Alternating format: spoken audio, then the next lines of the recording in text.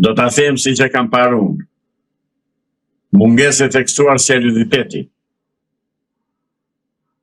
Ta iranianët që janë aty, si kemi sjellë ne, thelbën vetë, nuk i kërkuam. Ashtu si që pruri, si që solli dhe instaloj aty, ashtu dhe ti marë, e ti qoj ku të doj. Ti marë dhe ti qoj ku të doj Amerika. Ne jemi si kungulli që se në zënë brima, marëm dhe, si miun që se në zënë brima, marëm dhe kungulli nga mrapa. Qenë këto me këtë alër Amerika kështu? Apo i bën vetë ambasadan vetë, se s'po kuptojnë tani. Ata këtu i ka sjell Amerika zotëri. Amerika të dalë për zot, të qoj ku të ketë qejf. Na njoftojnë tani kini kujdes sot se mund të sulmoj Irani, po sulmoj Irani në çne ka një 2 raketa janë. Po edhe 2 raketa në Shqipëri, një durrës një Tiranë, Shqipëria mbaroi se këtu ka popullsi. Në vende tjera s'ka Shqipëria shkret. Pra kanë boshatisur. Por si u boshatis dhe pse u boshatis, aty do vinë tani ku flë lepuri. Dhe lepuri flë te kryeministri i Shqipërisë. Po pa shkuar deri te kjo pikë, ju si mendoni çfarë do të thotë vetë mesazhi i ambasadës amerikane ku në këtë rast u adresohet qytetarëve amerikanë që jetojnë në Shqipëri dhe jo gjithë popullsisë, pra gjithë popullsisë shqiptare. Ajo pra ta është aty të brata, nuk i plasin për shqiptarët. Kjo është fare pa turpsi, pa cipsi, turp të kenë. Po a them atyre të ambasadës amerikane të kenë turp. Kjo do me thënë që na kanë shitur, duan të shpëtojnë njerëzit e tyre edhe për neve që bën tëmën. Turp të kini të gjutë ambasadës amerikane, po dhe të shtetit amerikan, dhe të departamenti shtetit, cili do që t'jeni. Turp të kini, me këtë tallini, me neve tallini. Në këtë rast, a duhet marrë shumë seriozisht ky paralajmërim, sepse deri tani nuk kemi asnjë lloj reagimi nga ana e qeverisë shqiptare dhe deri më tani nuk është mbledhur as Këshilli i Sigurisë Kombëtare. Sepse qeveria shqiptare është në dispozicion dhe në funksion të Izraelit, sepse edhe këshilltari kryesor që ka kryeministri shqiptar është hebre, është Qifut. E ka marrë, ka që kur mori pushtetin atë ka marrë në këshilltar kryesor dhe praktikisht në fakt është ai kryeministri i Shqipërisë, është Qifuti që ka Edi Rama këshilltar në kryeministri. Dhe pse vërtetohet kjo? Vërtetohet nga disa veprime të qeverisë shqiptare. E pare punës falsifikon kadastrat dhe vjet pronat e shqiptarëve duke i quajtur pronë shtet dhe u jep njerëzve të tij, besnikëve të tij. E dyta, u bë një politik e stërfolluar, e mirë studiuar, që të ikin shqiptarët nga Shqipëria, të boshatisjet vendi dhe këtu të vinë Qifutët. Ky është plani. Shqiptarët duhet i hapen syt. Plani është të ikin shqiptarët nga Shqipëria dhe Shqipëria të mbushet me hebrej. Dhe do vinë hebrejt këtu. Zotë Islami, ku e bazoni një pretendim të tillë dhe a ka evidenca për këtë gjë? Evidencat janë në kryeministrisë, janë tek unë. Evidencat janë që merë bëni, shikoni regjistrimin e popullsisë, shikoni qytetet sa popullsi kanë, shikoni qindra fshatra që kanë mbetur bosh, shikoni, ndërsa përsa e përket asaj që them që ndryshojnë hartat kadastrale në funksion të vjedhjes së pronave, këtë u argumentoj se kanë prova. Kush ka pretendimet vetëm thot veti ku në zyrë, se e japun provat. Po, këtë e keni vërtetuar, po sa i përket pretendimit tuaj të mëparshëm, pra që po boshatiset Shqipëria pikërisht për një qëllim të tillë.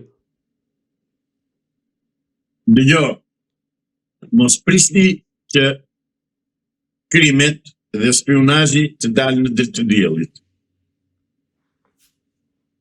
Ne shikojmë rezultatin. Dhe rezultati është që Shqipëria është boshatisur. Këtë nuk ka të mathet vogël që nuk e thotë. Ju shikoni mediat, i ndiqni lajmet, i ndiqni reportazhet, i ndiqni tëra. Shqipëria është boshatisur, zotëri. Është boshatisur, s'ka njeri fare. Janë mbushur shërbimet sociale me filipinez dhe me indiane, me tregje me të birë, se nuk marrin qytetarë shqiptarë. Vetetisht tek punëdhënësi shqiptar dhe i kërkon punë dhe të thotë mua më levergjist më mirë të marrë atë filipinez dhe thotë se sa ty thotë. Pra kjo është politika që kombëtarizuese dhe anti-shqiptare. Kjo është. Ma anti-shqiptare se ka s'ka ku shkon më. Dhe i gjitha është pjell e mendjes së hebreu që ka Edi Rama këshilltar në kryeministri.